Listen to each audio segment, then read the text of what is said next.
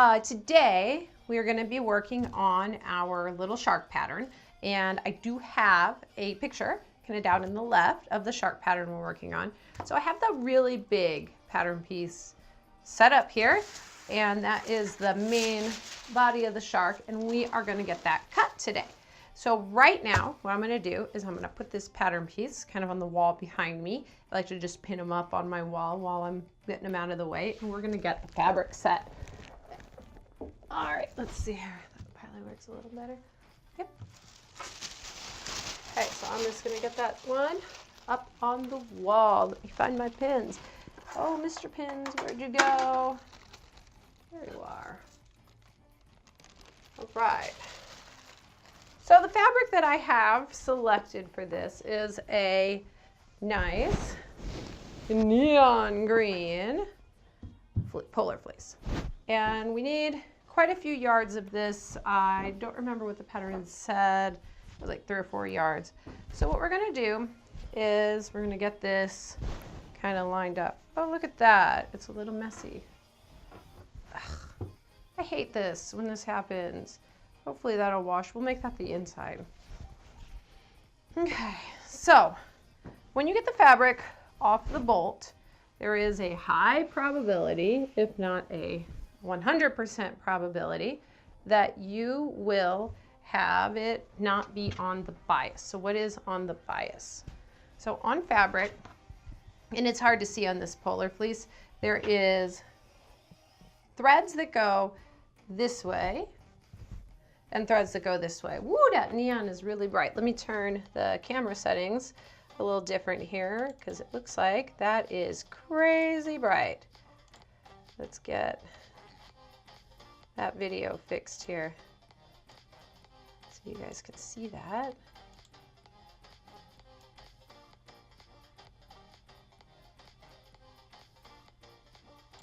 There we go. I think that should be good. All right, so what we're gonna do, like I said, is we're gonna go ahead and figure up and get our bias. So there's fabric that are threads that go along the up and down, up, up. Yeah, I know, it's not supposed to be pastel. Does it look less pastel now? It should be more green, less pastel. It's a crazy bright color when you look at it. Like, this is almost like glow in the dark, people. And then the fibers go this way. So this is the selvage edge. I think you guys can see that. Yep. The selvage is where the end where it's been woven. And so these fibers will usually look a little different. It won't be stretchy, and they'll usually have some sort of either smooth side or really densely woven area. These pinholes that you see in it are from whenever they are weaving it, and they have it out on, like, there's little stretchy things that go on there, stretchers, like claws almost, and those hold them on. So you have these little pinholes. And then what we're gonna do is align pattern pieces either by their grain. Give me just 1 second here. This lovely arrow is gonna either align like this on the pattern piece, or we can actually make a perpendicular line and align it that way. We can only change it onto the crosswise grain whenever we know that that will work. Now this stretches. So since it stretches this way and a little bit more this way, we can utilize the stretch or non-stretch based on the direction that we want these pieces to be. So, oh, sorry guys, my eye is itchy today. We're gonna go ahead and put that up here and get this really gigantic piece out. So I have a huge piece, which is the body of the shark. And so it's gonna need a lot of fabric, and this work area is just not quite as big as what I would normally use. So you guys are gonna see me go off camera quite a bit with this. Sorry about that on this big piece. So right now what I'm doing is I'm just trying to get this on grain. So actually what I think we're gonna do is cut it. That's what we're gonna do. We're gonna get this big piece here, and we're just gonna kind of give it a rough cut. This will end up using a little more fabric, but because I don't worry too much about that these polar fleece scraps are really easy to find something to do with, I'm gonna be okay with that because I actually bought many yards of this. Sorry guys, I had to unroll that bolt. It's laying on the floor here. So we're gonna unroll this and then we're just gonna give this a little cut when I think I know I have enough fabric, which I think I do down there. So we're gonna give this, I'm gonna use my scissors on this, but I'm gonna actually eventually rotary cut it. And we're gonna pull this down here so you guys can see me cut it. Cut it right about here. Like I said, if this were very expensive, I would be a little more careful. I'm not gonna be super careful on this, on how much fabric I use, like I said, because I use every last scrap of this. So I'm just rough cutting it there. Let that fall on the floor. I use the floor a lot when I sew. My floor stays very clean, so I don't worry about it. So we're just gonna go ahead and lay this over my computer. And we're gonna line up our grain. So I'm just gonna pick this up here and I'm gonna try and find where that fabric wants to naturally go. And we don't see it's gonna be uneven here, but we're just gonna let that fabric decide where it wants to go. The important part is that we line it up along the selvage in a way where it will lay flat. Now, I don't know if you guys can see this. It's not 100% laying flat for me. So what we're gonna do is with a soft, open hand, I'm actually going to smooth out all the way over to the edge. I can't see exactly what's going on my computer because I just covered it with the pattern. So we're gonna just leave it there. All right, and I'm gonna have to scooch this back just a little. This is such a huge piece of fabric. I'm gonna try and scooch that back just a little more here. Try and get a little more viewpoint for you guys.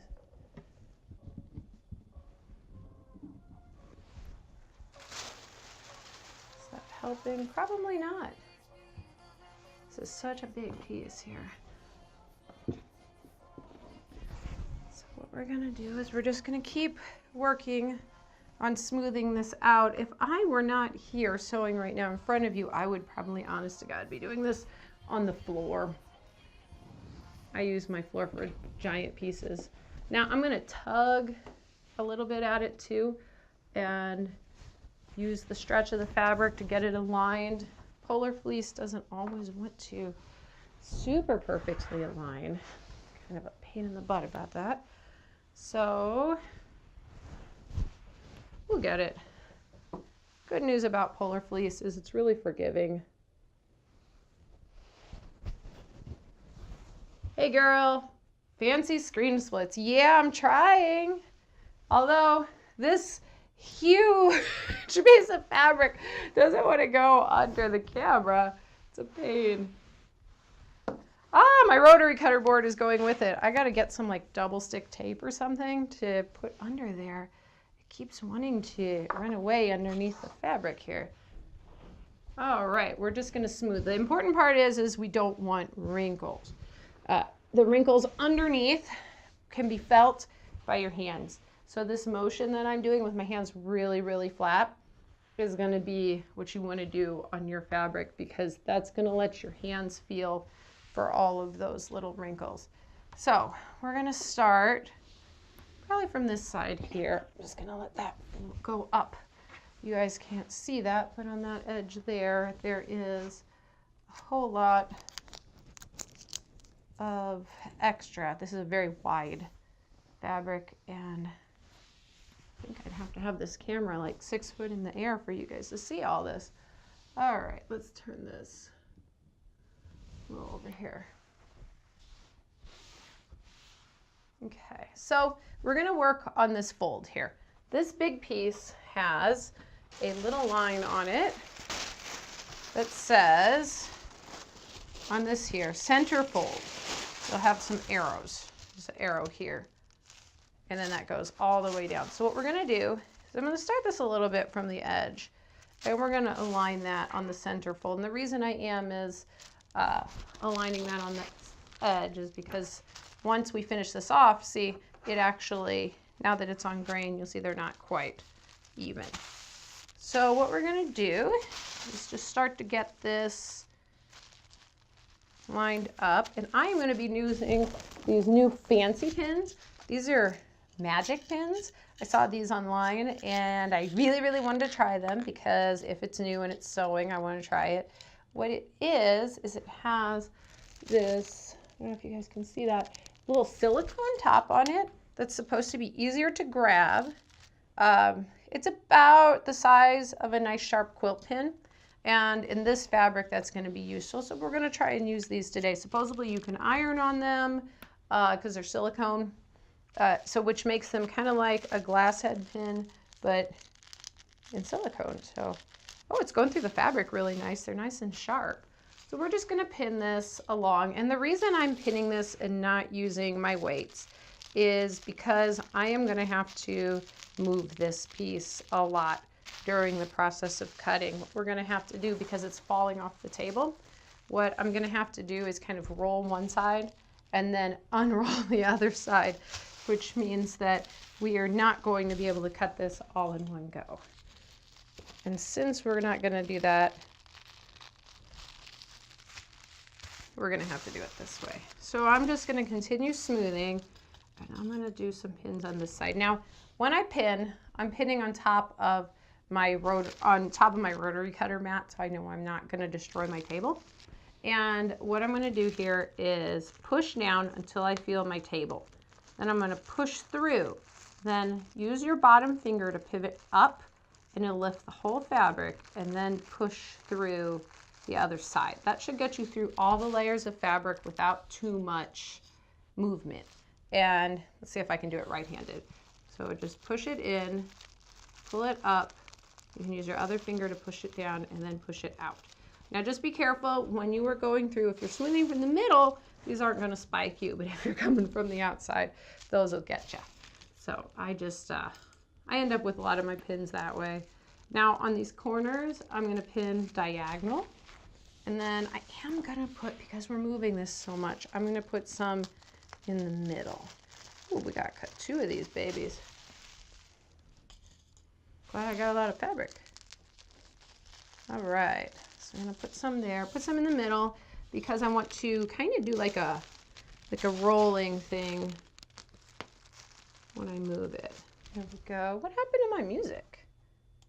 I thought we had some music.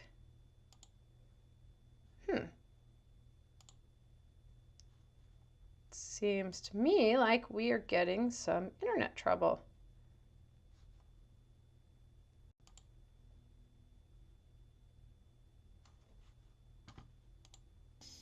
There we go. That song didn't want to play. All right. And if the music's too loud, I don't know how it is from you guys' side. But anyway, these are the magic pins. If you guys want to get them, they were 10 bucks on Amazon. I'll do more of a review on them after I use them a bit and put that up on YouTube. I'll put that over here on this cart. So here's what I'm going to do. I'm going to roll, roll, roll. And what that does is it gives me a space to pull and work this other side. Oh goodness, we are a bit short on fabric. Oh, why did I do that? All right, no biggie. Here's what we're gonna do. We can, I should have cut that a little bit longer. Let's see if I can scooch that over some on the other side. I don't know if we can get any more out of it or not down at that end. We can get a couple inches out. Let's see how close we get. This is what happens when you don't measure. I just didn't measure. I thought I would wing it. Now you guys get to see, even experts, even people who've been sewing forever, we get in a rush and then we wing it, and you know, boom, boom, boom. That's what happens when you wing it. I'm just gonna stick those in there. Normally I wear a hoodie and I stick a ball in my thing on my hoodie.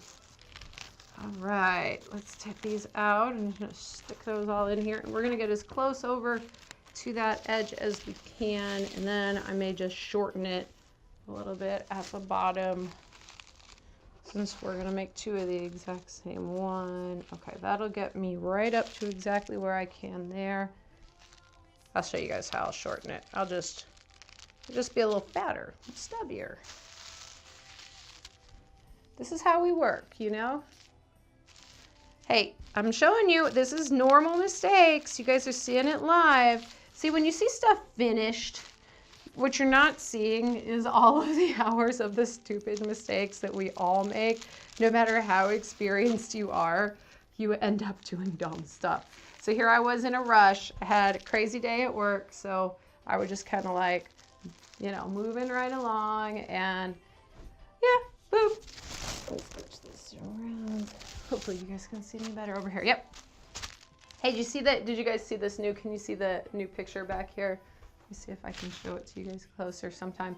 I'll bring it down off the wall maybe. There is an awesome artist that I met at the Science Center. It's Deadpool riding a unicorn. Yeah, I love Deadpool, which is weird because I normally don't like very violent things, but for some reason I love Deadpool. I don't know why. All right, here we go. A little bit more. And another one here. I used more pins that time. I love pins. I use too many. I'm always pin, pin, pin. Put one in the middle. That's another. Oh, I think I pinned it further down this time. And then we're going to roll it. Rolling, rolling, rolling. All right, let's see where we're at. Oh, did I do it? Oh my God, that was so lucky. Look at that.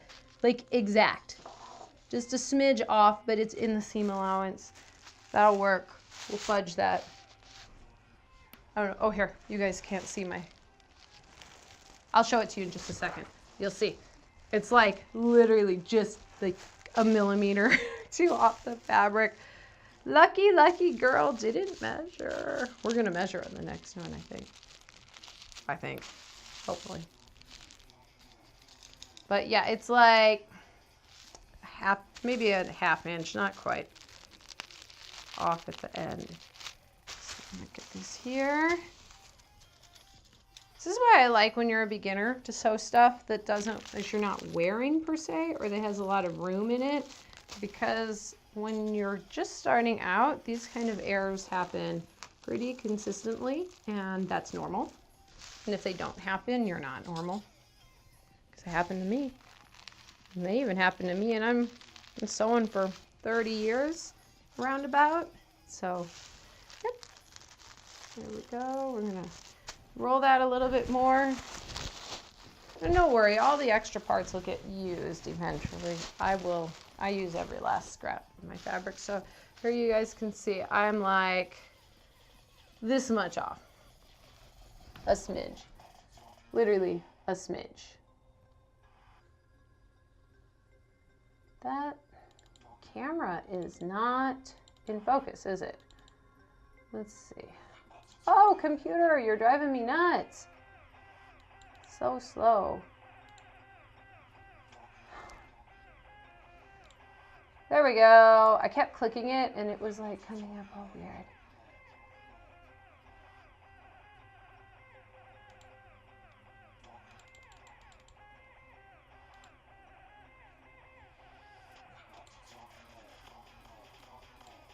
There we go. I don't know why it doesn't want to.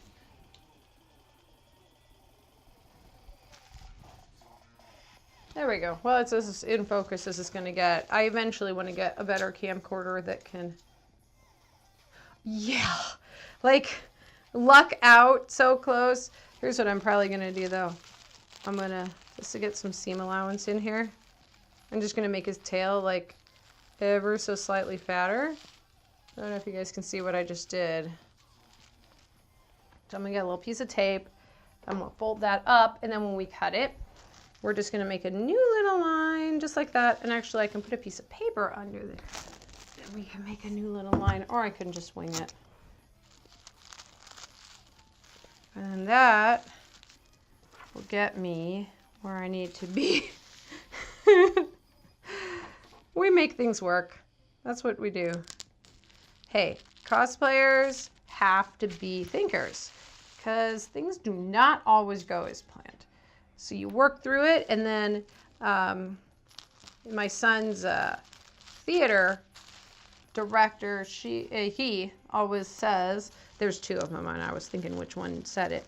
The one always says, look, the audience doesn't know what your exact line was. So worst case, just make the effort, say what you're going to say, and if it sounded like it was supposed to be that way, then it was supposed to be that way. You're cool. And I kind of go with that in the sewing. Yeah, sure, it was supposed to be that way. Totally meant that, you know, like, it just is what it is. Let's see here. There we go. I think that ought to do it. Okay, so what we're going to do is we're going to go ahead and get the rotary cutter and make this. And what I may actually do is use this piece to make my other piece just down at the tip here.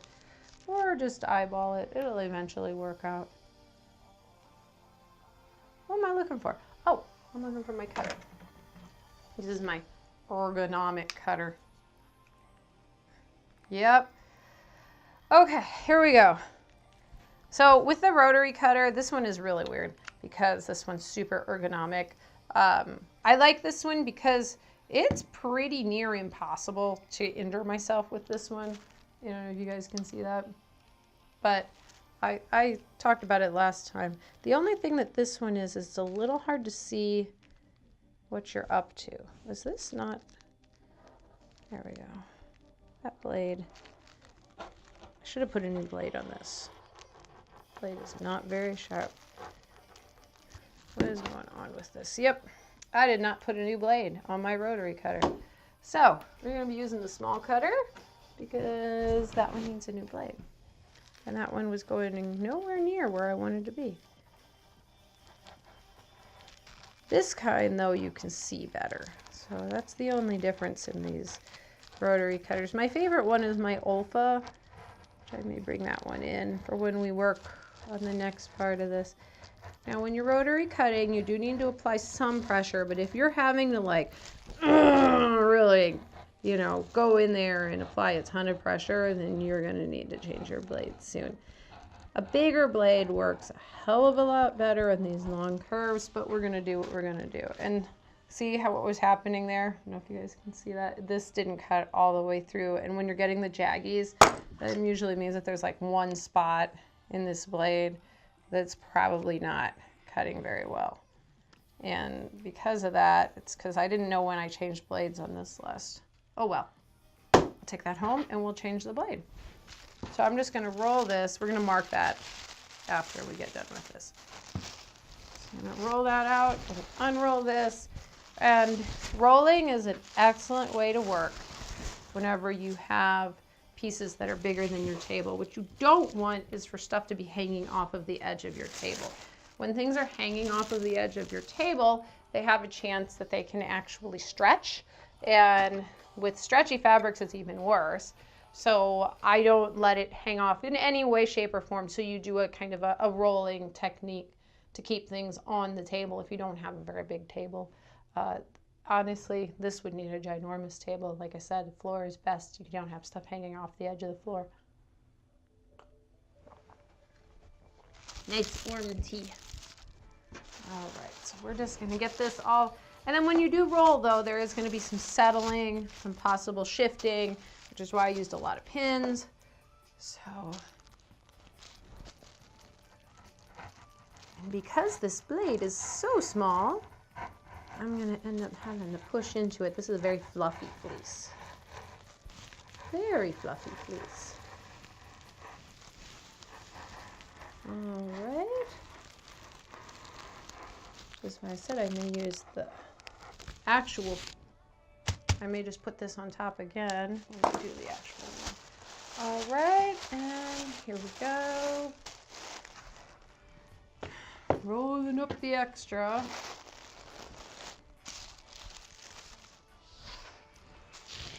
Now, if this was a very straight edge, which This is not a super straight edge. We could use a ruler, although I think the ruler might help. Let's use the ruler and see. So, line it up here. Yeah, we could use the ruler. This is so fluffy. So I'm just opening this up so that I can start in the spot where I left off. That just helps to not have jagged edges. I just call them jaggies because it sounds funnier. Sounds like it's something in Korean. My little niece her mommy is Korean, and there's always these funny, cute words that she has that are sort of her 2-year-old version of Korean words. It's really funny. Sounds like something she would say. Okay, now I'm going to show you where turning helps. So I'm left-handed. If I were right-handed, this would be perfectly fine to do here.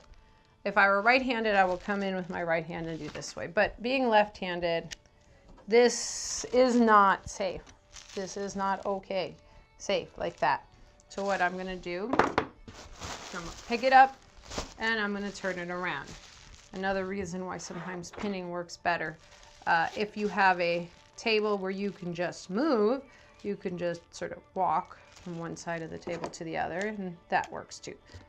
That's what I do at home on my table there. And then I'm just going to push down, keeping my fingers as much out of the way as I can. And then if you cut a little bit of the pattern, it's okay. If I miss a spot, yeah, this polar fleece is going to dull your blade like you would not believe. See, it just got a little edge, got a little funky from the ruler there. Okay, so now we have some marking to do. So I talked a little bit before about how we can mark these, and I'm going to bring the camera down a bit so you guys can see this better. There we go. Give me just a second. There we go. All right. So what we're going to do is I'm going to take my small scissors or the tip of my big scissors, and right through the middle, I'm just going to snip. And I'm not going to snip past that line that's there because that line represents the stitching line. And what that's going to leave me with is an opening here, which I can use to match up. So that is how you do a match point on the triangles here without cutting the little triangles to the outside. And this is why your very sharp scissors that cut all the way to the point, are super helpful. Okay. And then we have some other markings that we'll have to work on after that. And then let's see here. What else do we have? We have another marking down here.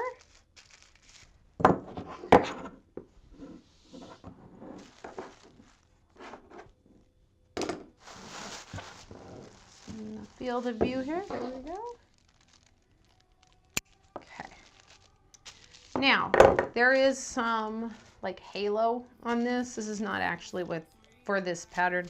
When they were sitting together, the pattern pieces like rubbed off, the ink like rubbed off from one to the other. So now we have these circle things. I forgot to punch those before we started. So what I'm going to do is I'm going to get my awl. So an awl is pointy tool, stick, pointy stick that is used to push holes in fabric. It usually does not injure, it'll just separate, but this does not want to go through. So I'm going to just use it to get a thing here, get it open here. And I'm just going to try and see if it'll let me go through. This polar fleece is tough stuff. No, I don't think that wants to go through right. So we'll just leave that for making the pattern. And then I am going to go get a Crayola marker, I think, and mark that with a Crayola. Because Crayolas, no, where'd I put them? Aha, they'll wash off. So I'm just going to get a little Crayola and do it. These don't like, this polar fleece, it does not like to mark, like, period. Okay, so I marked it on this side. Oh no, we have another side. How do we mark it? I'm gonna show you. Real simple little tricksies. So we've got that one marked. I'm just gonna put a pin through and flip it over. And then I'm just gonna mark. And on this, we just have to like dab and then now it's marked. Oh, and it jabbed off of me. This stuff does not like to mark. I have yet to find a great marking tool for this stuff. That's why I use the marker. Okay, so we're gonna mark it all. I'm gonna go down this big long side and just keep marking so I don't miss anything because this is a really, really large pattern piece. These circles are actually going to end up being for the, they're going to end up being for the fins. It's the placement areas of the fins. So I'm just using it to poke through there so that I can, just to tear the paper open. I like this one, has a lid on it. Some of them don't come with lids, and then they're just like this crazy thing that you can stab yourself with. So little holes and big holes, there's really not much difference between them except they're used to mark different stuff in the pattern. So you match little holes to little holes, big holes to big holes. What I'm gonna do is just use my brain power and keep that pattern piece out and put so that I know which one is which. I could use different colors, but I'm not going to because I'm lazy today. All right, and then one more hole. Here we go.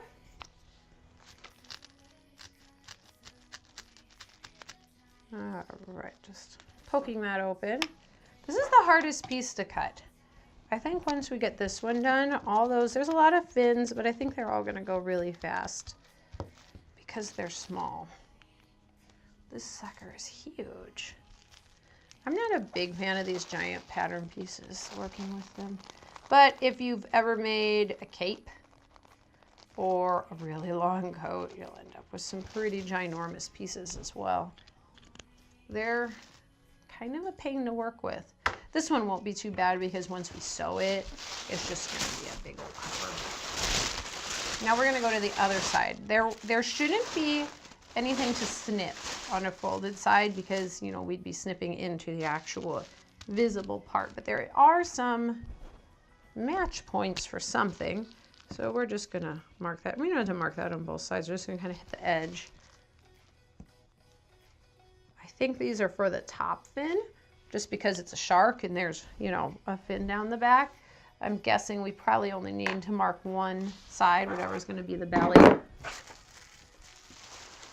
I mean, I guess I could make him a reversible shark. That'd be weird. Have no belly, only have like a top. That'd be silly.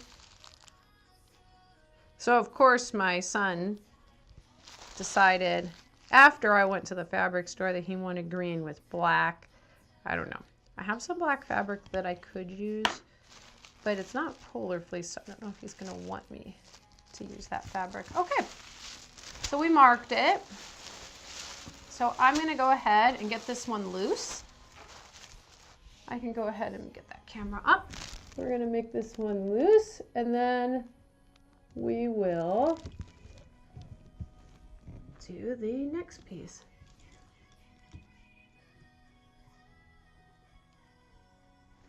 There we go. All right, get these out. Now, if I had a magnetic pin cushion here, that would be just a plus, but I didn't bring one here yet. So this is I've been sewing at home, God, for so many years. It's actually, my studio's in my living room. My kids are so funny because they're used to the sound of the sewing machine, so sometimes they'll be watching, especially it'll be like a quiet spot in the anime, and they'll be like, Mom, no sewing right now, I don't want to hear this, especially the serger because it's loud, and they'll be like, how many seams left? It's funny. Only my kids would ask that. It's out of the way so I don't dump them on the floor. All right, put this down. We end up carrying stuff around. Now I have lost my pins again. Ha, there it is. This is why I have to keep so many pin cushions, because if I have just one thing, I'm going to end up losing it every single time I go. So much losing of pins. All right. There we go. And almost done. All right. So we've got that one. Oh, and I'm spilling. This is a terrible case, guys. So I think in my review, I'm going to have to say, this is a terrible case. Because it spills really easy when you pick it up by the lid. And then somebody's going to tell me, well, don't pick it up by the lid. It's like, oh, when I'm sewing, what am I supposed to do? So we're just going to put that, I got a little stubby stool here. We're going to roll this guy up. And I may actually use this piece to cut the next one rather than the pattern. I don't know. Might be easier. We'll see. Okay. Let's start. We're going to actually pin it this time before we cut. This piece is not nearly as huge. So much fabric. Crazy. Crazy fabric. Okay, there we go. Now, I did not iron this, and that's okay. I would iron this if this were going to be a piece of clothing, but since it's a blanket, not that a blanket is like less important, but it does mean, though, I have some wiggle room for being lazy. And if I were doing this on my very first time, it would just mean one less step. But I am still feeling for wrinkles underneath, so I'm giving it some good firm grip, and I'm pushing and driving the wrinkles out to the edges of the fabric, just to make sure we really are in line. Okay, and see, you can see we are quite a bit different.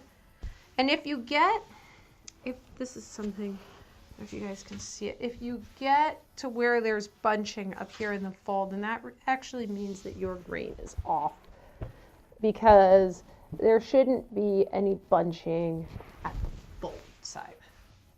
Okay, here we go. Trying to get this on camera for you. And we're going to start this pattern piece. Now I'm going to keep this, kind of treat this like it has a nap. Nap is a super fancy word for a direction. If this had a directional print, I would do, the same thing. So, which all that means is I'm going to put the pattern piece on the same spot with the same direction up. That's another reason why I like to keep things on the bolt till I work with it, because then I'm always unrolling from the bolt from one side to the other. Dry in here. Something to drink.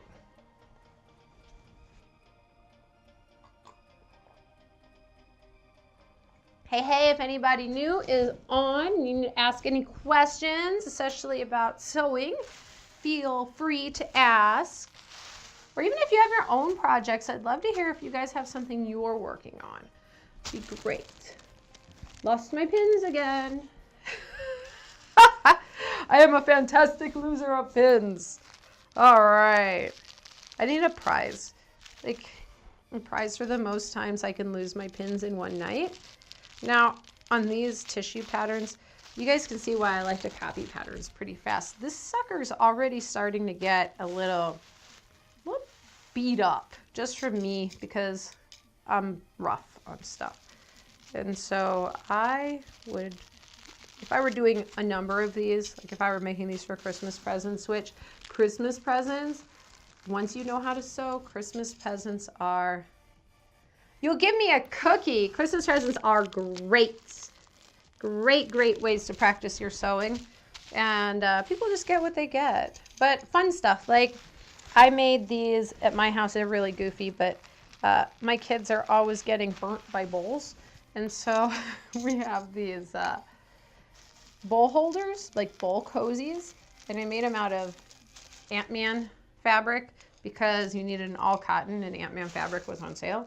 I do like Ant-Man, it's not my favorite, but it's black and red. And so we have these awesome microwavable Ant-Man bowl cozies. But it's just, you know, you can add all that geekery into your house.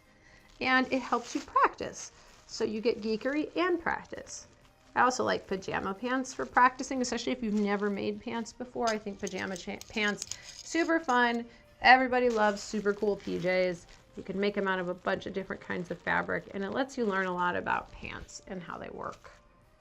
All right, now I did not trace out, and you guys can't see that quite on camera. I did not put, I'll eventually lay this piece back on, but I did not put in the spot where we're gonna be putting the eye. We'll do that later. Oh, I think I'm gonna pin that a little bit more over here because I think we are gonna get some issues when we fold if I don't. All right. Sometimes I go a little crazy with pinning. I think I just like it. A lot of people hate it. I like it. I think the cutting and the pinning part, it's very relaxing. What I do is I'll turn on a movie or something on Netflix, just maybe an anime on Funimation, or, you know, something I don't have to pay too close attention to. And then just kind of watch it, half watch it while I'm pinning and cutting. All right, and because we did the foldy thing, we gotta do this again because my table's full of stuff. All right, getting it all smoothie. All right, there we go. And pin that. Now we are a little bit off down here, just a little. That's, so we can pull our fabric and tug it around. If it's off a little bit, especially on this, I wouldn't worry too much. Sometimes these things, you know, because these pattern pieces may not be exactly straight after we've been playing with them a while. This is not the most reliable method, the rolling. If you can lay it on the floor, that's much more reliable. If I were doing this wedding dress pieces, I have always cut on the floor just so they're 100% reliable. All right, a couple more pins here, and then we'll do some cutting and some marking.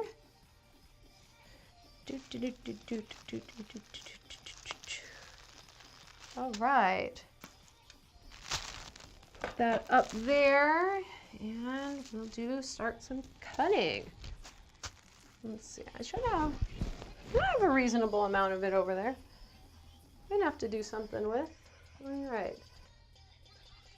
Where's my rotary cutter? Okay, see, I lose stuff all the time. I'm crazy.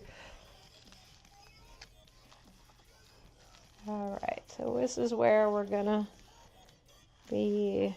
I know that's just off camera. All right. Rolling, carefully rolling with the rotary cutter.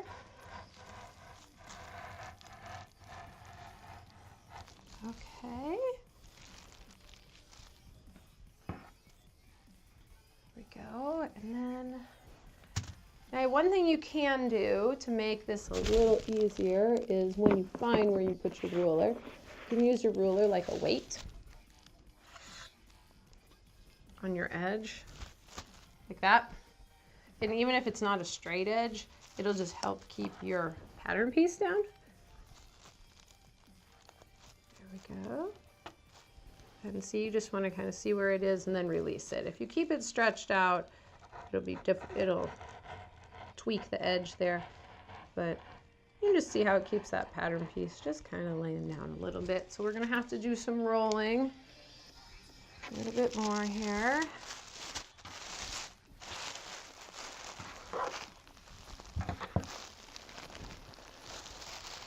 Some unrolling. There we go.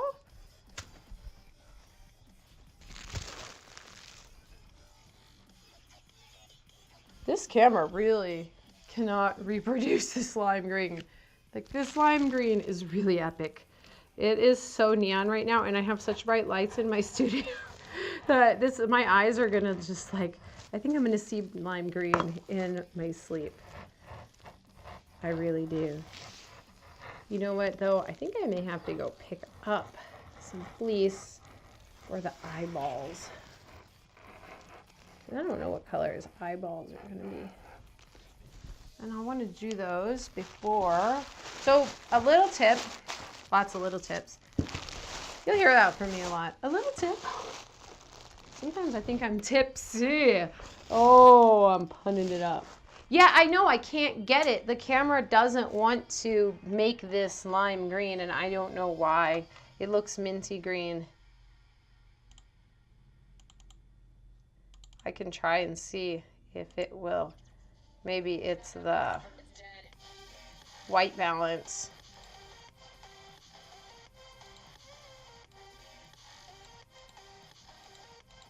Nope. That's a little better. Oh, that's better. We'll keep it there. Okay, I think that's a little better. Made everything else a little wacky colored, but at least the actual fabric. Thank you, dear. I know I'm so punny. It's where your son gets it from, right? My 12-year-old, he's like the punomatic machine. It's so funny. I was on Casey Renee's feed earlier today on her stream, and people were like trying to figure out how to get as many animal puns as they could. It was pretty funny. All right, so I'm gonna just fold this as best I can. It's a very long section because I like to use every last scrap. My husband will tell you that whenever I get probably a little too excited when I get to the end and I've used almost every smidge of a fabric or thread. It just makes me happy. Ah, fingernails. This stuff will catch on your fingernails. It's terrible. Okay, so we just have this edge. Now, here's another option. I'm not sure this is in camera. This is another option if you are on the wrong side.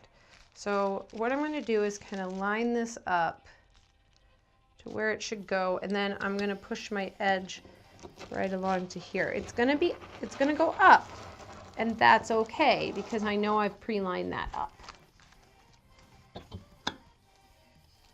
And then I can leave my rotary cutter in, or I can, whoop, and that did not get all the way through. There we go. You can see this is starting to get dull already, and this is a reasonably new blade.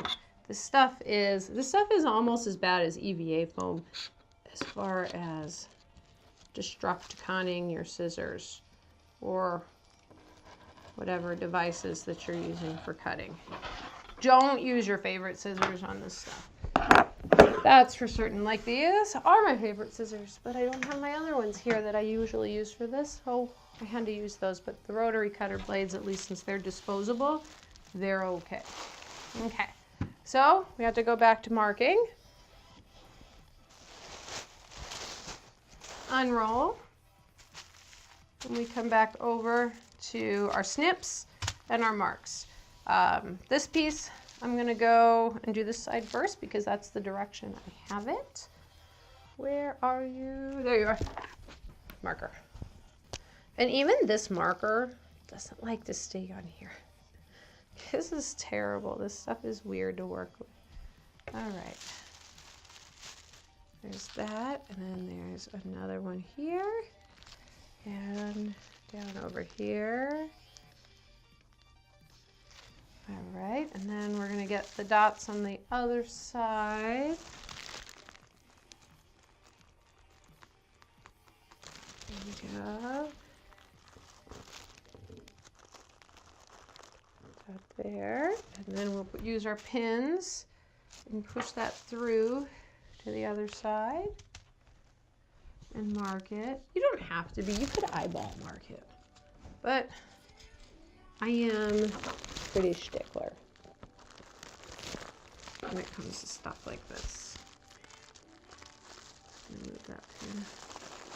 And then I'll just go back here. Mark that. And yeah, you might get a little marker on your pin. That's okay.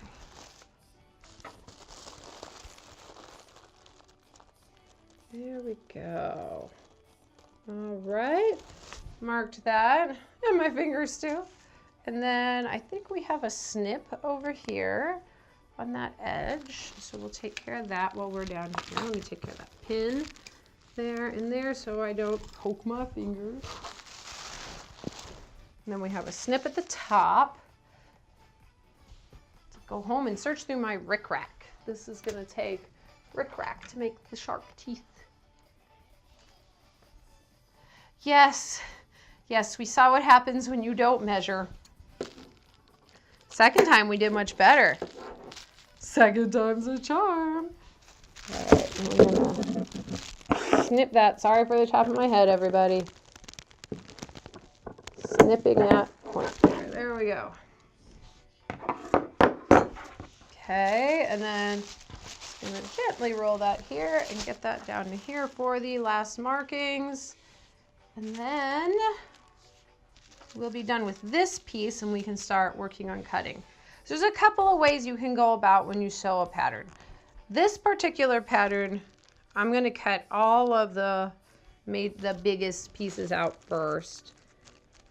Sometimes it's better to cut as you go because, like, if you're fitting something and you don't know 100% if it's going to fit, yes or no. The good news is you could use a lot less fabric and save yourself some drama if you do cut just the minimum of what you need first and then work on, you know, later. I look crazy on that. Then cut more pieces later. Or when you're cutting different kinds of different colors and things, you can come back. So we're just gonna pull all these pins out from over here. There we go. Anybody have any projects they're working on? Feel free to chat about them. I'd like to hear what people are working on. That's fun. And questions, because I can answer questions while working. I'm pretty good at multitasking most of the time. As long as I've measured first. Measure twice, cut once, that's what they say. I do measure twice, measure 10 times. You're still gonna mess up sometimes. All right, so I'm gonna take this big old giant bubba of a piece and we're just gonna put it back here for a second. We'll go back to that eyeball setting in a little bit. So we're just gonna get this guy rolled back up. Ooh, Electra. Electra is, I went and looked up, that looks really cool. I think it's going to be neat. Do you have somewhere you're wearing it to? Or a date? Did you give yourself a deadline? If I don't give myself a deadline, stuff never gets done the way it should. Okay, let's see here. What do we have next? So now we have a whole stack of fins. So we have lower center fin, the upper center fin, side fins, and the tail. So I guess the tail should be in the neon green. So it's the same color.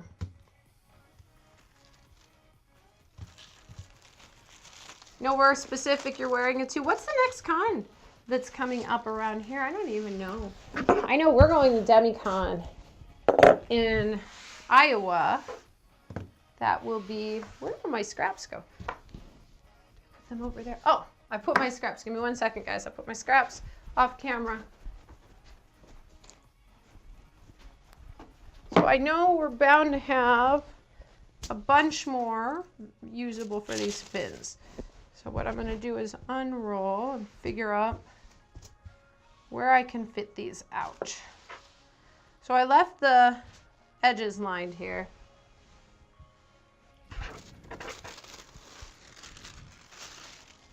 Now we're going to look and see. Now if we can put this, yeah, this way it'll work to cut some of them. That'll work. So we're going to do some measuring on this. Let me get this all the way on camera for you guys. Okay, so we just need to be careful that we've got it all aligned on here. And we're going to look. Now you don't want to use this selvage edge if you don't have to, just because it stretches a different amount. You can use the selvage edge when we're talking about things like the base of hems. If you don't want to have to hem something, go ahead and use the selvage edge on it. That works really great. But in this case, it's probably okay if it's in the seam allowance, but I generally don't use the selvage edge unless I need to. And I know that means some waste, and sometimes on some fabrics, we want to actually stay a good inch to even possibly 2 inches away from the selvage, because the selvage can be really, really tight. So on certain knits and things where the selvage is so much different, you can actually use your ruler and cut it off and keep yourself, or draw yourself a line a bit of distance away. All right. And here we go. So I'm going to get this settled to a point where I think it generally works on here. Now I can eyeball to the selvage edge pretty good because over the years I've learned how to eyeball it, but I don't trust myself. Sometimes I measure myself because it's like a little challenge in my head, but let's not go there. Okay. So what we're going to do is pin a small spot at one end. Okay. And then we're going to get out our ruler, a handy dandy ruler, and measure. Now I'm just going to use my fingers like this. I don't know if you guys can see, but I actually just held my fingers up. Let's put this here so you guys can see that. I just held my fingers kind of right along the edge. This means that while I'm talking, if someone talks to me, I don't even have to remember. And then I'm going to go ahead and take this over to the other side. You can see I didn't quite get that lined up. And then I'm going to line it up here. Now I'm going to smooth again. We're always smoothing and sewing. It's a lot of feeling and petting and smoothing. And that does sound weird, but that is one more reason why I never work with fabric I don't like to touch. And what we're going to do is just carefully pin it here. So now we have aligned this grain to the selvage edge. So now we know that this pattern piece is going to lay correctly. It's very important to pay attention to the grain 100% of the time. The grain is the only thing, the only mistake is going off grain. When we go off grain, we can't really fix off grain. We can fix a whole lot of other drama. We can patch together, like I could have sewn another piece on whenever we had it at the end and it didn't want to go, but we cannot fix when things are off grain. So I'm just going to pin that there, and pin whichever way you feel comfortable. Honestly, there is no right way to pin. As long as you are... Why does it have to be even? Well, what happens is you're going to get twisting. If you've ever worn a piece of clothing that keeps wanting to do this, and it's twisting and it's twisting, and you keep putting it back and you keep putting it back, and then it doesn't, it's going to do that. So what happens is those fibers that are going this way or this way, they want to stay straight with gravity. They want to go in their direction that they were planned to go. So if they're kind of going this way across your body, then the fabric's going to want to go that way across your body. The only time you can get away with that is when you're going on the true bias, and then that's at that 45, and what's happening is you're creating a stretch. And so that will help it to sort of stretch and mold around the curves of the body. But that evenness is very important because that gives you the way it will fall. Now, on something like this, you could probably get away. It would look bad. Like you'll start to see when you pick up that blanket and the fins go down, they'll look funky. They'll look weird. So that's why you want to have your grain even. It's just something that you want to get in a habit of, and you just want to. Now, you can use your grain in different ways. Like I said, you could use this grain, which is the standard grain. We could have used the cross grain, which is this grain, or the bias, which is this way. So any three of those are usable. If we wanted to use the cross grain, I would get out my handy dandy tool here, my right angle, and I would draw a new line in here this way and then continue it that way and then use that. If I were going to use the bias, I would get a ruler that has a 45 on it, quilting rulers have, this is a quilting ruler, so this line is at 30 degrees.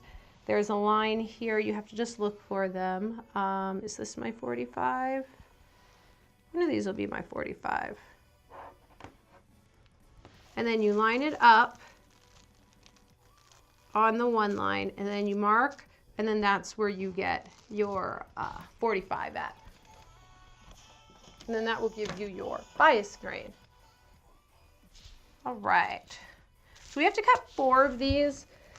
And honestly, I don't think these fins are going to look really cute unless I can make them stand up a bit. And as much as I'm not the biggest fan of quilting, I think some quilting inside this would help to make those fins stand out. So I think we're going to quilt those, which means everybody gets a nice little demo on basic quilting. So quilting doesn't mean that you have to have it padded or stuffed or make it into a certain design. Quilting is just when you're taking many layers of fabric and you're kind of sewing it down in a bunch of rows. So quilting is a technique that is really, actually could be used a ton in cosplay. It can be used to strengthen. It can be used to stiffen.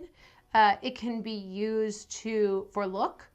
So there's a lot of different ways. And so don't just think of quilting as something that, you know, you're making blankets or your grandma does. It's definitely not just for that. Quilting has so many uses. When I did the Naruto costumes that I did for my boys, I used quilting to simulate the gigantic, where is my thing? The gigantic ribbing that's in his neck piece. Let me see.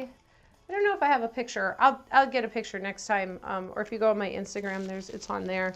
But he has that big collar that goes up and then folds down, but I didn't want a very powerful fold. I didn't want it to be, and then I couldn't find a ribbing that was very, very wide. It's not very popular to have super wide, big ribbing. So I used a lighter ribbing, and then I used a bit of quilt batting, just a very thin quilt batting inside, and then sewed it about every inch down. And what that did was it gave the general idea of it having a really big ribbing instead of that tiny ribbing that was actually in there. And it also gave it a soft fold over, and it made those collars stand up without them being difficult to wear, because I was putting this on 8- and 9-year-old boys. So I wanted them to be able to actually have fun. They were as much Naruto as you can be, and they were doing a young Naruto, which was just so perfect. They did such a good job of showcasing the character himself, because they really were Naruto and Shadow Clone when they did it. It was really cute. All right, and I'm just going to use my scissors and get this edge here so we can turn it. So I like to get the biggest part off, which we did. And then now we can freely turn this sucker and get in here with our hands the best way possible. A lot of people never move their fabric. A lot of people forget that they can turn. And that's really important to have to actually turn. So you can see this is getting dull. This is what happens when it's getting dull. I might switch over to my scissors on these smaller pieces. So how to use scissors when cutting. Here's another one that people don't. So you don't want to do is don't go all the way to your snip edge and then pick it up and do it again. We're going to get jagged lines that way. The best way to not get jagged lines is to go down about 3/4 of the way and pick it up, get it right in the edge of those scissors, and then take it all the way down. And see, very clean edge. So we can go ahead and do it that way, and that will give us, I wish I had my big cutter that actually worked, because this hurts my hands. This fabric's so thick, and those scissors are really tight. These are, what are these, Mundial? Yeah, these are really expensive. These are Mundial scissors, but for some reason that particular pair is really, really tight, and my hands are not always happy, especially my right hand doesn't always get happy with those. You can actually hear, I don't know if you guys can hear it, but I can hear the cutter. Yeah, need a new, you know, I had those out to bring from home this morning and I just didn't. This is what happens when your rotary cutter is not sharp. And if that were a really fine fabric, we'd be in some serious drama. All right. Now we're going to do some snip snips. We've got a double here, so 1, 2, and where else do we have? We have a single up here. Okay, now this circle up here, this just represents the very top cross alignment. I find it easier to measure this seam allowance and actually make the crosshairs than I do to put the circle. So I'm not going to put the circle on there. So we're going to take this piece off and we're going to get another one out.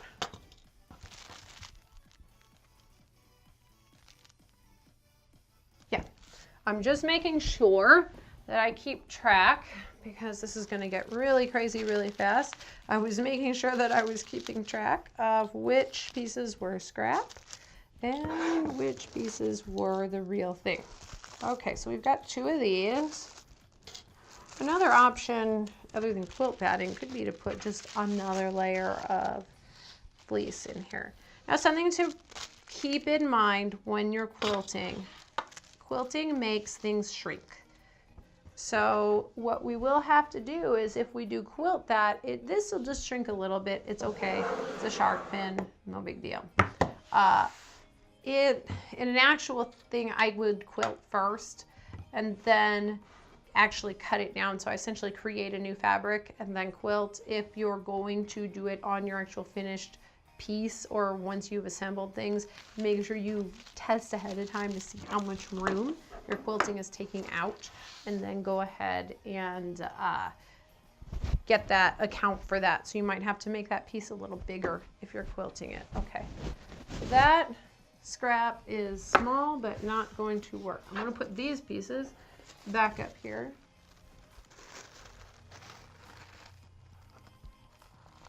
And I'm going to get out big pieces here.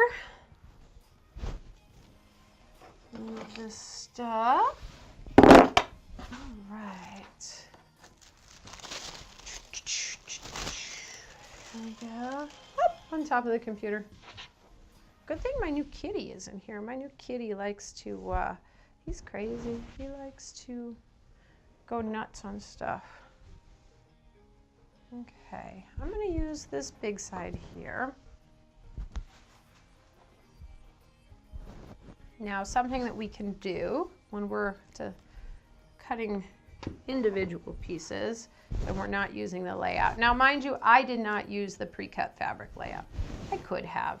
Probably would have used less fabric, but due to my space, I did not decide to do it. You guys would not have been able to see very well. So what I'm doing here is folding the fabric not in half, but in part, so that I can get just a big enough piece to get 2 of those shark fins on here. So I'm going to get this shark fin piece and I'm going to look and see, do I have enough here? Nope, I got to fold it a lot more than I just did. And what this is going to do is let me just get a little more out of my fabric here.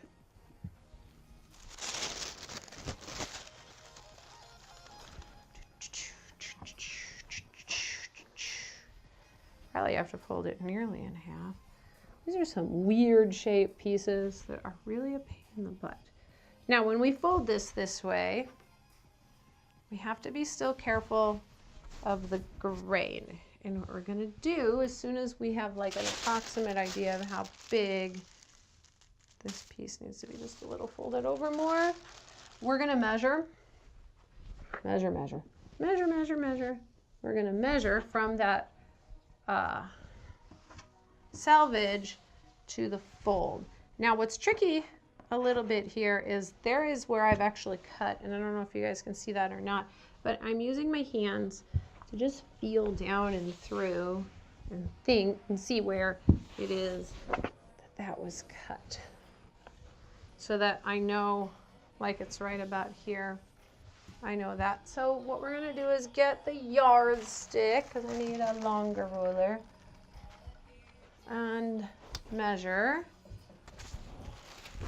this piece down. There we go. And we're gonna measure from the top to the fold. From the top to the fold. Yep, that laid down pretty good. Yep, that did it. Now, when you have it on grain, it will naturally go across. If you start from that fold and then you push down, it will want to go in the correct direction. Now, sometimes you're going to get fabrics that are so weirdly diagonally off grain that you have to reset the grain back. And then when you do that is that you actually tug. And we'll do a session on that separately, but you actually have to tug to reassociate the grain. And really, really cheap fabrics may not be usable except off grain. You can still use them when they're not on grain. The problem is when you have a print, especially a print that has a specific direction like a stripe or words, where you now to cut it on grain, the print was printed off grain. And at Joann's, there are a lot of times where I have purchased a fabric and the print is printed off grain, and it is so crazy visible that I have decided not to use it. Or I only use it for things like insides of pockets and stuff like that. So you really do want to be careful when you're at the cutting counter that you do that. At Joann's, they don't like to, because it's not a proper fabric store, they rush you. They don't recut for grain. So you have every right, as they're putting that out, to stop them and to actually say that you want to put that back on grain, you want to pull it a little, you want to tug it a little. Watch really carefully when they're cutting for imperfections in your fabric. You are paying good money for the fabric that you get. If it's not the way you want it to be, you don't have to take it. And if there's a spot like right in the center, I actually will tell them, avoid that piece, cut it off. I don't want any of that. And they'll sometimes argue with me, but they never say no eventually. And if they would argue that much, I'd tell them, fine, I don't want that fabric, and I get something else, because that's not okay. You should not have to pay for imperfection. Just watch really carefully. Don't assume that they'll watch for you. Now I'm done on my soapbox. Oh, goodness. All right. So what are we doing again here? Oh, let me get this back on camera for you here. All right. Now we're going to get this back, just a little bit of pinning. And see, this is capable of being moved quite a bit. And if we were really off, I would take that pin loose. We're going to just measure to that fold on the other side from here. Like I said, I just use my fingers.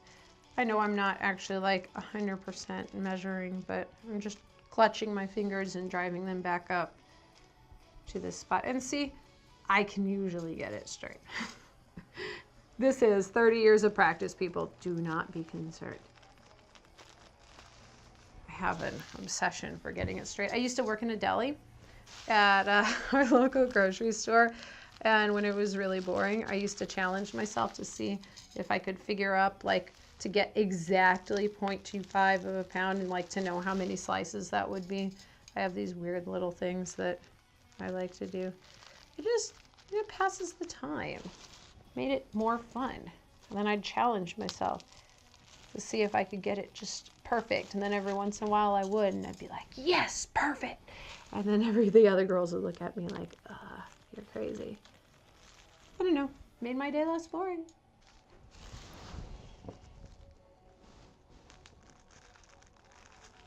There we go. So I got a little bit of a new setup here. I got it's actually a microphone stand that I put the camera on rather than having it on a boom arm, because it lets me move that camera around rather easier until I get a camcorder that can zoom in and out properly. There we go. All right. Now we'll go ahead and cut this. I don't know if any of my other pieces, let me think for a minute. Are any of my other pieces going to be green? No, I don't think so. I think we're going to change some of his fin pieces to have different colors. So we'll leave his tail green, and then we'll make some of the other fin pieces. Yeah, I think so. Where's the picture? Let me get the picture. Right back, guys. All right.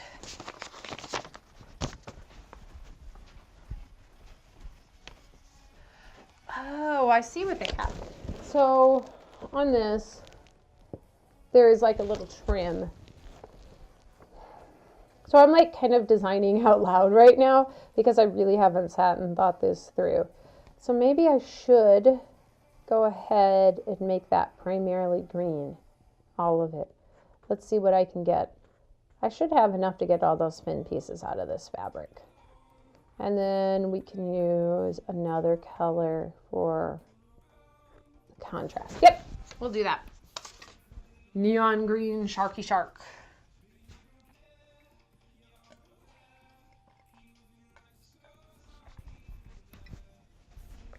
All right, so let's see what else we can get on here. Here's the rest of our Sharky fins. Well, I have this. I can feel what's down in here, so I have until about over here. Do any of these go in the fold? The rest of these go, let's see, can I get it? Oh, sweet. I'll be able to get this guy like that. And then this one, let's see.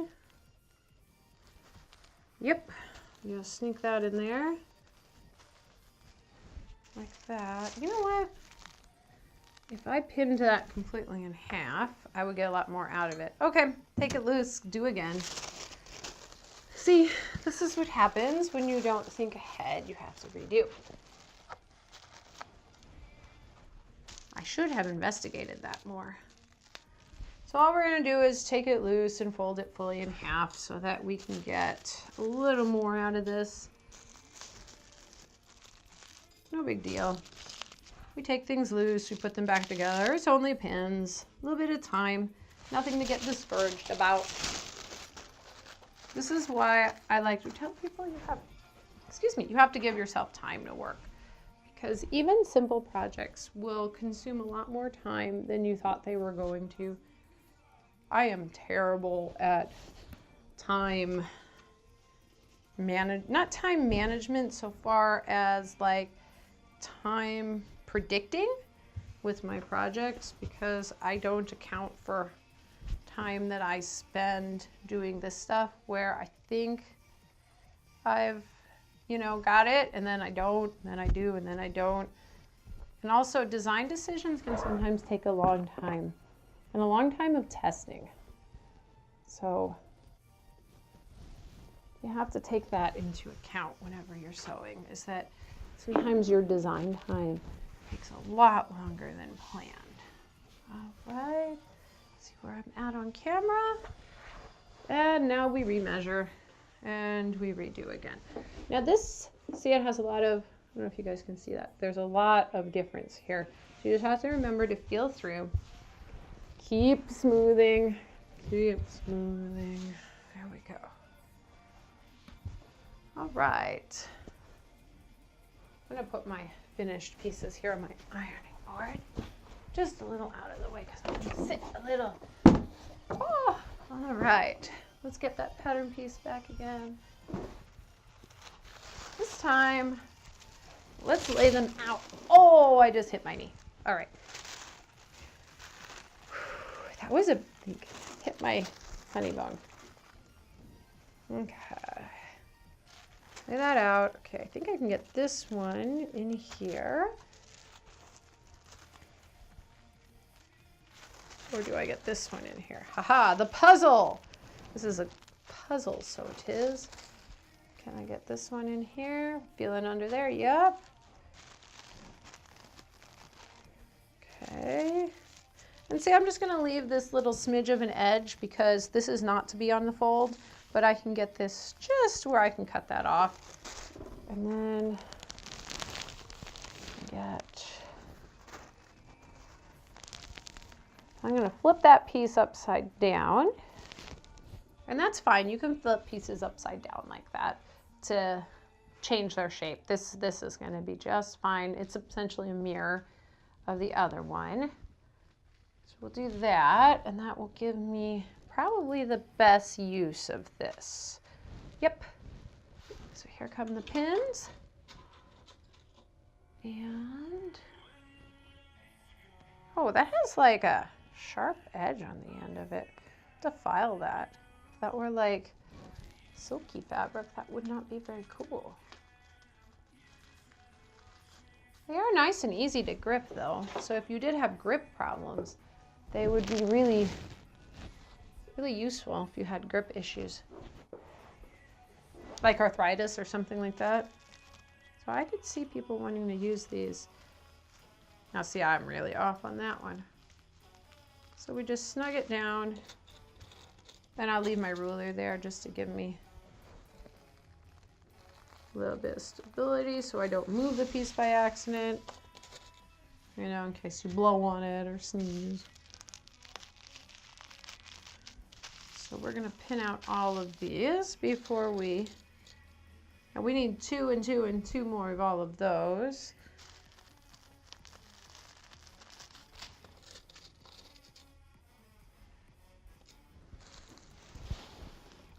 Go.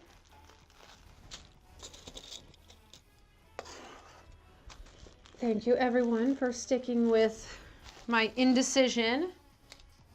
Keep watching. All right.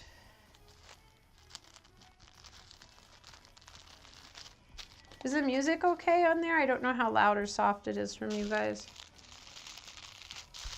I can make it a little louder if it needs to be louder. I don't know if you can really hear it.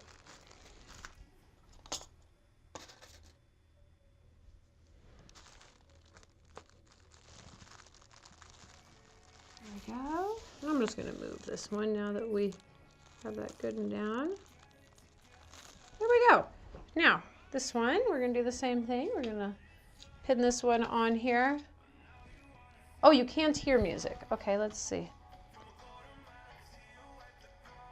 Oh, I don't think I added the music. Here we go. Let me add the music.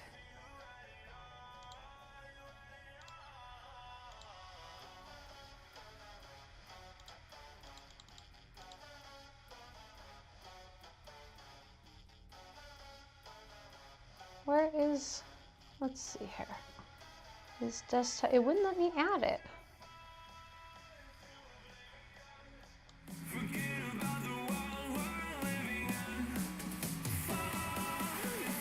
Add. Audio output capture, I'm still learning to use this. Okay.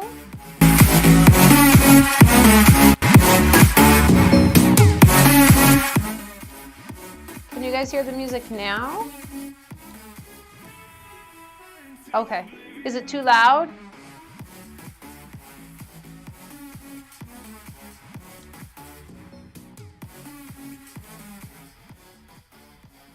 Okay, there we go. Hopefully it's not too loud. Now this is really short here. I don't like how short that is. So what we're gonna do is, cool. So what we're gonna do is I'm gonna actually just right off camera here because I need to go just right off camera here. I can switch this around here like that. And we're gonna extend this. I'm just gonna get a pencil or a pen and just line this up.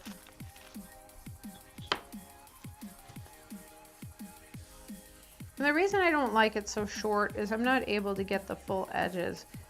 I was taught by couture seamstresses like Susan Calgie and other awesome couture seamstresses that, you know, this is like the single most important part of the whole thing that we're trying to do here. So let's get it right. Let's get these first steps right. And then that way we know we have the basics. We have everything set up and configured for a really good sew. Really good make.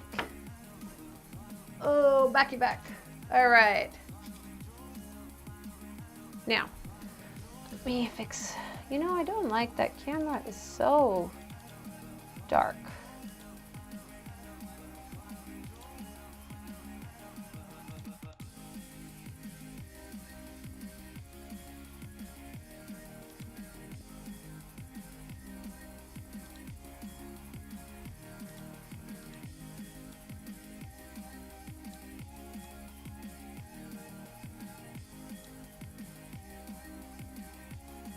Yeah, that's the best I'm gonna get it. Okay. Sorry, I'm really picky. I am.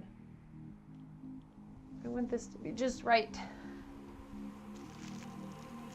I'm trying not to let the perfectionist in me, you know, win.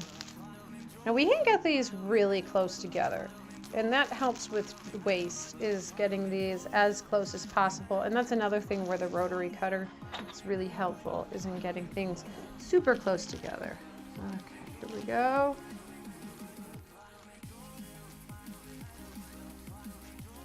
You can see I'm just lifting my ruler up, and I'm just gonna hold my ruler down there while I grab my pin, put that down, and pin that. So what I could do is leave that there, which I will, and actually get this next piece settled in before I finally pin everything, mostly just to make sure I've got the room there. That there, and we're gonna go here and do our little measuring business onto that line.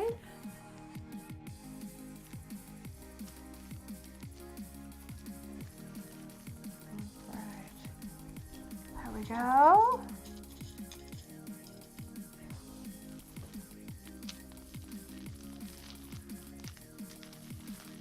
Okay, now I can pin these two out. And then the last one I'm going to pin out is this one here. Then these pieces will be easier to find extra of. Oh, so this one, we have to extend this grain here real quick. And I'm not doing it while it's on the fabric just because it will poke through the tissue, and that wouldn't be good. I don't like that. I don't want to destroy my pattern piece.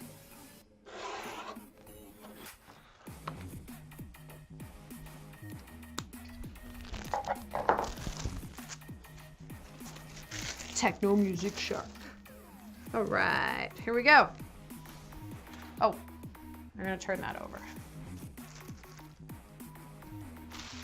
I'm just smoothing this out. Let me put a pin over here just to make sure that I can snug that up just about as close as it can go. I'll pin the rest of this all later.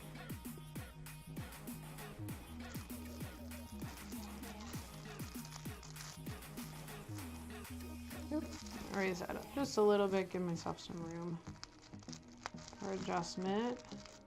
There we go. The other way that I can do this, here, let me see if I have my handy dandy hardware store tool. Another way that I do this is to use a tape measure, and then that edge sits right there, and then I can do this, and then I don't even have to use my fingers. And just kind of snug that up and put that down. So again, awesome. Shark Baby Techno Techno. I should have Shark Baby Techno Techno. Except YouTube would take it out as being copyright, probably, I don't know.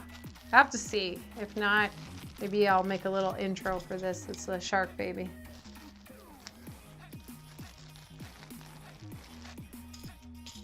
The son of mine that I am making this for hates the Shark Baby song, which of course means that I have to sing it to him regularly, because embarrassing 10-year-olds is an awesome pastime. It really is. 10-year-olds are great to embarrass.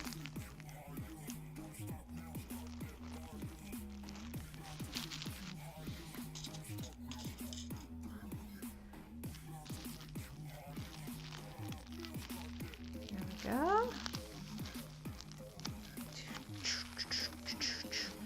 So I am going to be working on videos on the YouTubes. And the first set I think I'll do is just some really basic stuff. Just the beginnings of, you know, proper hand sewing. We can go over, I'll go over pinning, reading patterns, kind of the real hardcore basics, so that whenever you're not on stream, and if you need to reference something, you'll have plenty to reference. Hopefully that will make people happy. And if not, we'll have a great reference. Yeah, I think it's nice. It's nice to have a place to go to where you can actually find what you need all in one spot. There we go. We'll get this settled in. Ow! And see, you poke your finger still. I don't care how many times everybody says, oh, I don't poke my finger. No, you poke your finger. Poking your finger is still a way. Still the way to go. Not the way to go. It's still what happened. All right. So again, the smoothing. Always smoothing. Making sure everything lays really nice and flat. Oh, cool. Yeah, I just want to have like a really nice reference point until I expand my classes. The classes will give more detail with projects and things like that, the online classes for purchase. But the YouTube videos kind of be more like a lookup, like an index reference of like, how do I do a running stitch by hand, you know, kind of thing. Or what are the parts in my machine? What is that doodad that I always call that doodad? I am like a pinning maniac today. I'm just like, boom, look at that. I've almost used all my pins out of there. Okay, cutting time. Now, there's a couple of ways to go tackle this sucker. One way would be to actually like truly cut out all the pieces. But what I'm going to do to tackle this is just get the edges of this right here. And what I'm going to do is chomp into here like this.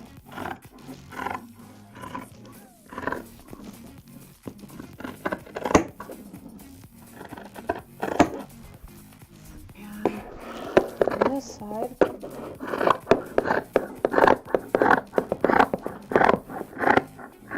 I have to cut this because this is off the edge of my rotary mat. And what I'm trying to do is just get this big piece, this kind of piece free of the bigger piece so that I can turn these. I'm always, you know, we're always working to keep things as flat and as simple as possible. So now we have, see this long piece here. So that piece was gonna be very difficult because it was hanging off the table and I had to keep it folded. So now I can turn this how I want, so I can actually separate these and turn this how I want, where it'll be easier. Oh, no cheap thread. Never skimp on thread, ever, ever, ever.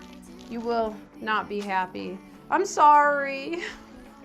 Did you go back and buy better thread? Because I use the Gutermann thread. I know it's a bit more pricey. The Coates & Clark thread isn't bad. And also, on a word of note, thread goes bad. And a lot of people don't know that. Like, if you're at yard sales and stuff, I never trust thread.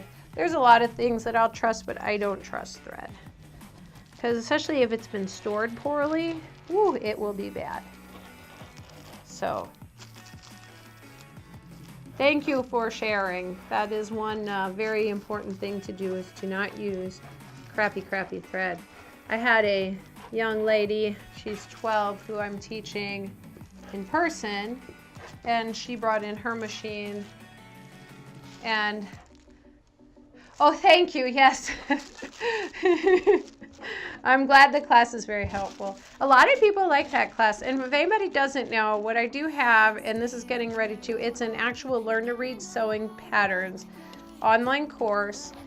It is pretty long, actually, and it will just help you to learn all the different kinds of sewing patterns.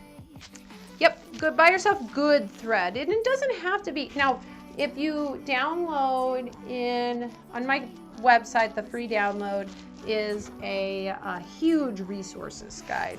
And in that guide, it'll tell you places to get some really, really great thread at great prices. Yes, comprehensive.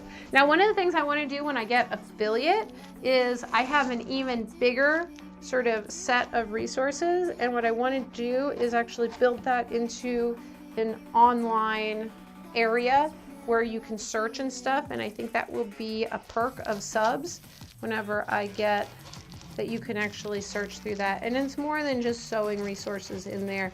It's actually all kinds of cosplay resources that I've collected over the years, either myself or from others that I know. So it's going to be really awesome. I just need to get to affiliate in order to do that, or so I can have subs. Oh, this little tiny cutter is driving me nuts because this pattern paper doesn't want to stay down. Ugh. I'm totally changing the blade on that other one. Now this one's going to be a stinker. So here's what I'm going to do. I'm just going to separate it. Haha, now I can move it around. I do talk to my pattern pieces. People think I'm crazy. My husband hears it. I will tell them what to do. Talk to my sewing machine too. She has to be a good girl or else she gets in trouble. Actually, she has to be a good girl or I get in trouble. Now, a lot of people name their sewing machines. Mine doesn't have a name because I'm not good at naming stuff. My cat's name is Skittle because I was eating Skittles when I got him. So I'm just not good at naming things. So I have well, I guess I kind of name them. I have my big girl. She's my, I yell at my patterns all the time. I tell them when they're naughty. Sometimes they're nice. At my fabric. Actually, I talk to everything. I think that's why I like Twitch, because it's like talking to myself, but talking to others at the same time. So you're supposed to talk to yourself when you're on Twitch. Oh God, yes. We have a new kitten, and I haven't sewn at home since he's been at home. I've been sewing here.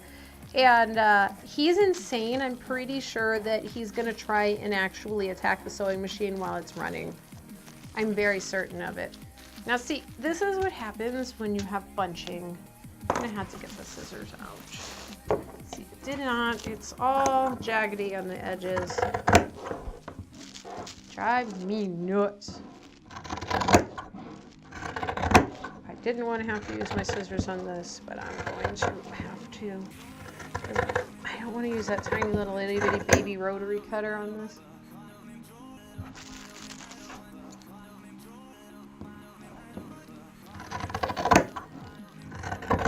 He actually, my new baby cat, his name is also food related. His name is Cheddar. I let him play one of those cat games on my cell phone when he was very small, just to see if he would enjoy it. Unfortunately, he enjoyed it so much that he now loves cell phones, like to the point where it's bad. He can't even see them, even if they're off. He tried to murder my laptop. The other day it was rendering the video that I just had put online not long ago, the one with my, for the pattern weights. And it was just sitting there rendering. I was watching a movie, I had it next to me, and I was on my coffee table, and all of a sudden, like out of nowhere, pounce! And I'm like, oh my God, thank God it didn't break. It was in a nice, good case. So yeah, needless to say, I was not happy with him. Oh, I forgot to do my marking before I took that off. We'll just quickly mark it. I'll just pin it back where it should be. Forgot to snip. So if you forget to snip, that's okay. You can just line it back up, put a couple pins back in, and snippy, snip, snip, snip. There we go.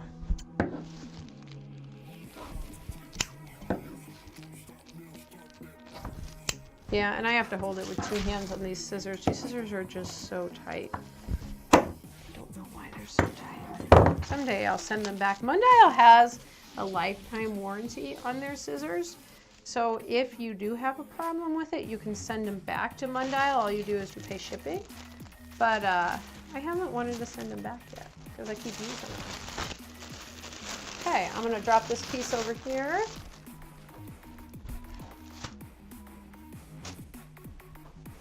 All right, and then, so that one was all done.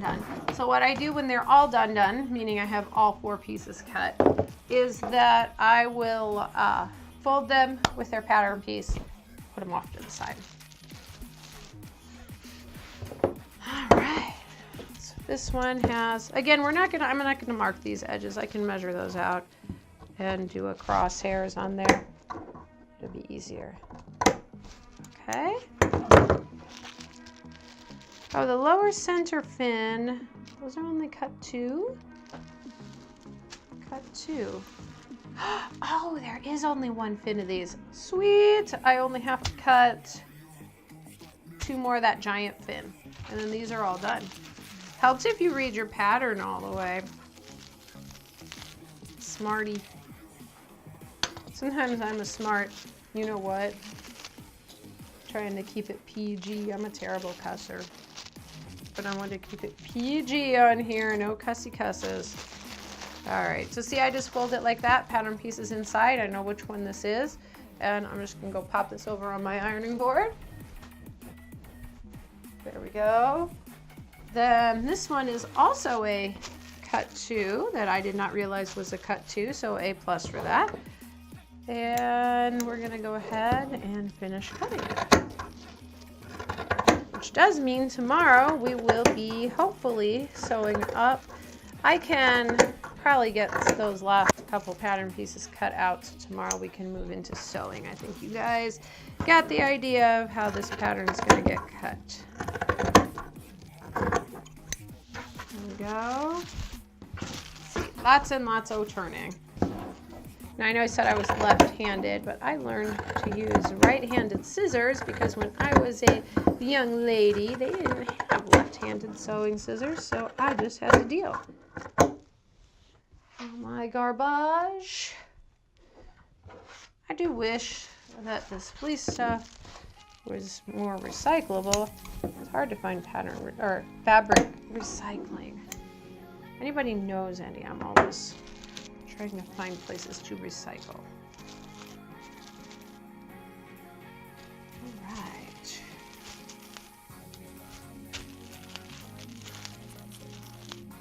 There's 2 on those. See? Cut 2. You shouldn't do like me. You should read your patterns very well before you actually start cutting.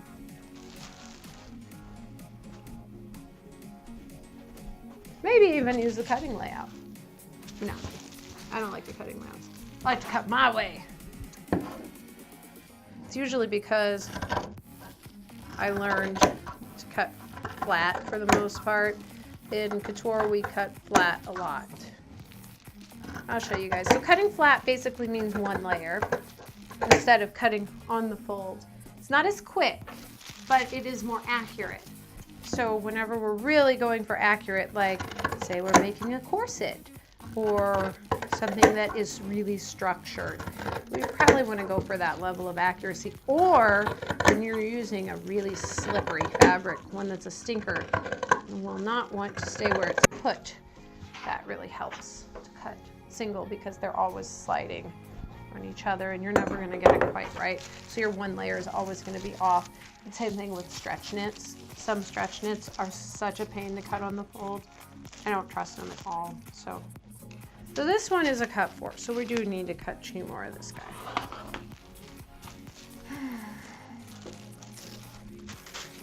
So we'll put this one just right over here. Check my telly. My boys are at the at play practice today. Making sure nobody needed picked up early. Here we go. All right. I like this song. I found this list of royalty-free music. It's like royalty-free techno, but I like techno, so I'm like, cool, royalty-free techno.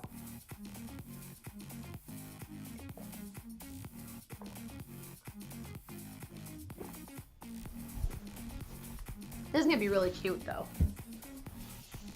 I really think we're gonna have super cute. All right, let's see what I got left on here. I think I'm gonna have just enough to get this. Oh yes, look at that. Lucky girl. You did it. You got just enough out of here. And I don't have to cut the other bigger piece. So I had this station that I was listening to not long ago. They were talking about brain music. And it was like, basically, it was this special thing that you listen to and it's supposed to change beats every so often in brain music. And it just sounded like the techno that I always listen to. So I just was like, whatever. But I listen to techno a lot because it kind of just helps me focus. But that explains it though, if it's focus music. All right, here we go. Yeah.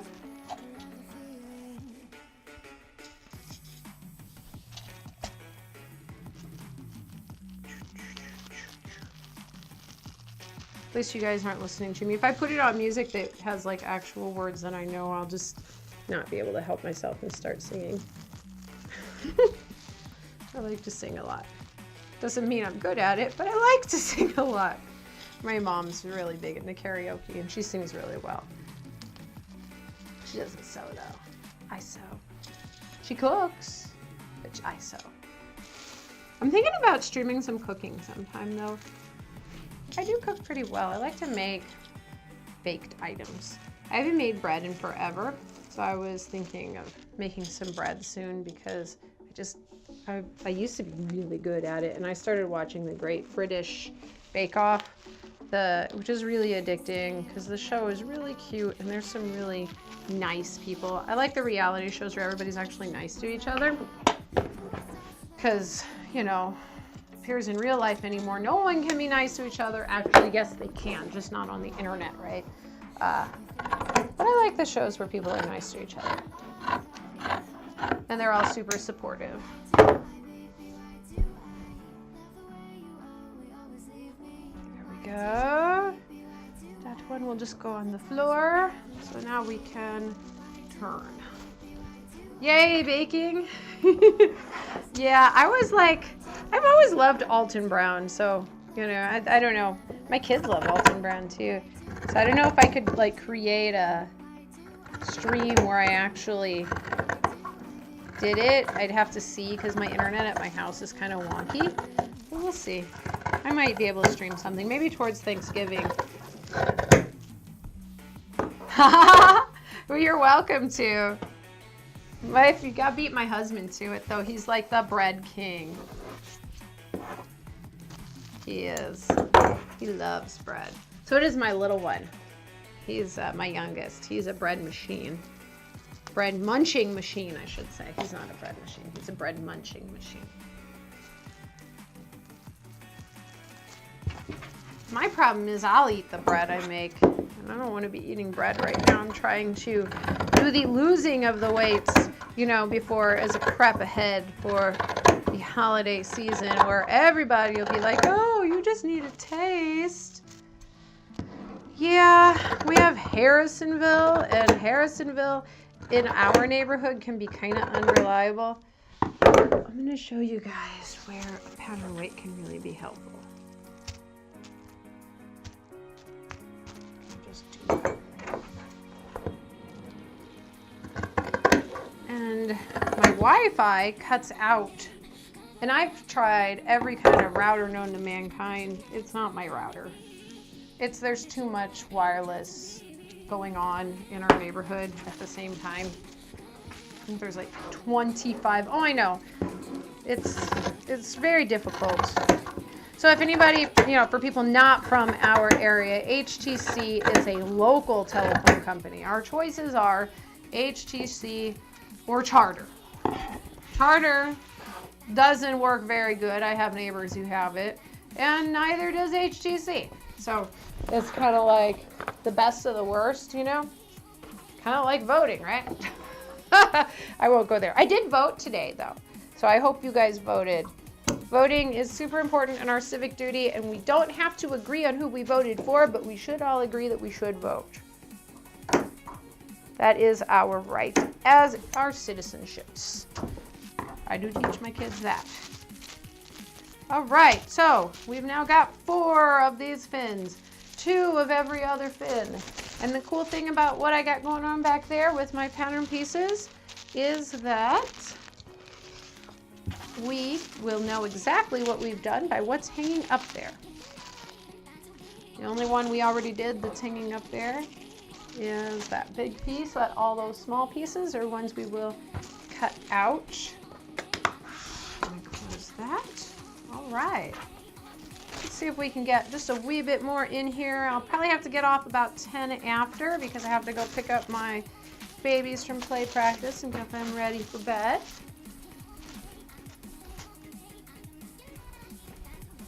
All right, what do we have left?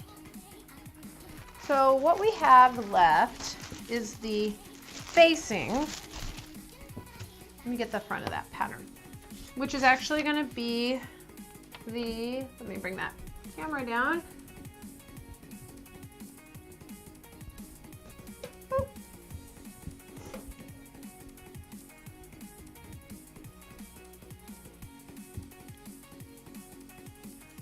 Sorry.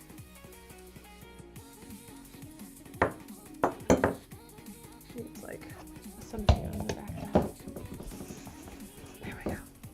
Okay, so you guys can see. So this inside red part, that is this facing piece. So essentially it's going to be what's on the inside of his mouth. So we are going to be cutting that out of an alternate color. I think it would, I mean, we could do red. I have some red, but I might make his mouth gray. I don't know why. I'm just feeling like gray. We'll see. I'm gonna think about that for a minute while we have left. And then the other pieces that we have left are these band pieces that are the edges of all this business here. So I think what I'm gonna do is I will go ahead and cut these off stream tomorrow, or stream them early in the morning tomorrow before we actually get online in the evening. And then that way tomorrow we can start sewing and assembly. So sewing and assembly, let's see what the directions say. Because I'm so good at following directions. Actually, I'm really good at following directions. I just don't usually follow them on sewing patterns because I feel like I know what I'm doing already. So here's my way I want to hit this. The first thing we're going to do, let's go ahead and see the back here. These are the first of the directions. As they tell you, go ahead and prepare your appliques. So we'll go ahead and we'll cut that and prepare the appliques. For the applique, we're going to use another color of fabric. I have some black and white that's just regular cotton or like a canvas, and I may go ahead and use that just because I think that might be easier. And then what we're going to use is this heat and bond. And if you've never used this, you definitely want to either watch the VOD or come back and watch how I do this. This is actually an iron-on sewable adhesive. What we're going to do is put one side, so it just looks like this, right? And you can see where I actually used it for, that's a little bit of leftover from Rainbow Bright. On one side, there's like this shiny stuff. It's actually glue, and then there's paper on the back. So you're gonna iron it onto the one side, then you pull that paper backing off, and then you go ahead and iron it down again, and then you sew over top of it with your applique stitch. But that means no pins, no hand sewing, no hand stitching. Yeah, heat and bond is awesomeness. Super awesome. And they make different weights of it, by the way. This is super lightweight, so this is for lighter weight fabrics. I also like to use super lightweight even on heavier fabrics whenever I know I'm going to be sewing over top of it. Technically, you don't have to sew over the heat and bond. I don't like unfinished edges on appliques. I really don't. I like to zigzag around them or even hand stitch around them, which might end up being what happens on these because my boys always love that little element of hand stitching that I like to do. I like to get some embroidery floss and just go for it. So we'll do that first, and because we can do that flat, we'll be able to get that into the sewing machine really easily. So first we're going to prepare the appliques, then we'll get those sewn on to the big piece. Then what we'll do is we'll get the bands connected to the fins and then probably pre-quilt the fins before we put those on. Then we'll attach those pieces on to, we'll essentially get those snugged inside. We'll get the facing with the rickrack on and then sew that whole sucker together. So that will come together. It's gonna sew up really, really fast. Now you guys are gonna get to see my super oldie machine. And she's really cute. I fixed her up myself. I rescued her from the grave. And so I'm really happy to get to use her because I feel like, you know, I did it myself. I love that part. It's the first machine I've cleaned and done my own. Luckily enough, it was in pretty darn good shape. It was from my husband's grandmother, and she wasn't using it anymore. And it didn't need a whole lot of work, but it oiled it up, cleaned it up. Really nice. I like the machine now. Sews through just about anything. All right, so we're gonna go ahead and we will do that tomorrow. And so I hope everybody has a really nice night.